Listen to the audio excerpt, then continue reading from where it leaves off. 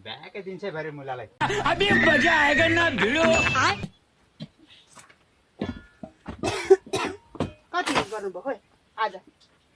गर्दैछ उस्ती आयो एउटा गाडी छ के यहाँ माटो पनि लाएको? लाउनु पर्ने छ। यो लगाइसकेर एकछिन यहाँ तलको जानुपर्ने भयो। साथीले फोन गरेर बोलाउँदै थियो।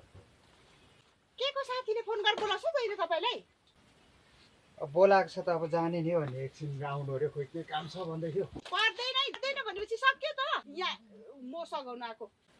पर्दैन सघाउनु पर्दैन।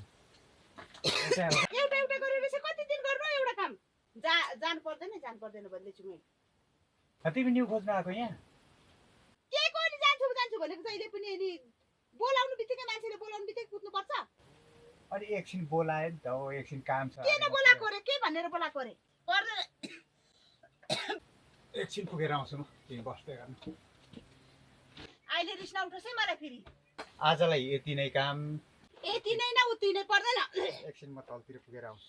के गर्नु जानु भन्दैछु मैले नजानु भन्दैछु जानु जबरजस्ती पो जान्छु भन्छ। के साह्रो जिद्दी गरेको जान्छु त नि एकछिन के भयो? किन जानु पर्यो बित्थामा? ब्याकै दिन्छ भरे मुलालाई। यही बुढाले खुट्टा सुट्टा भाइदिन्छ हिँड्ने खुट्टाहरू जाला है खुट्टाहरू परेको छैन। जहिलेको नमान्दा काम गर्छ या आफै गर्नु।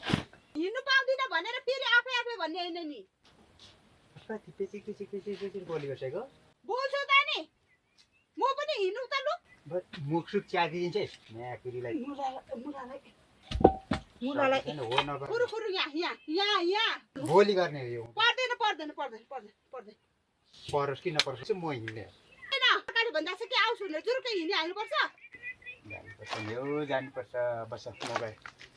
जानुपर्छ हैन है फेरि मलाई रिस नउठोस् नि फेरि म। रिस नउठोस् नि फेरि यसले म तेरो मुला खुट्टा सुट्टा घसिदिन्छु अरे म। के भन्नु हजुर?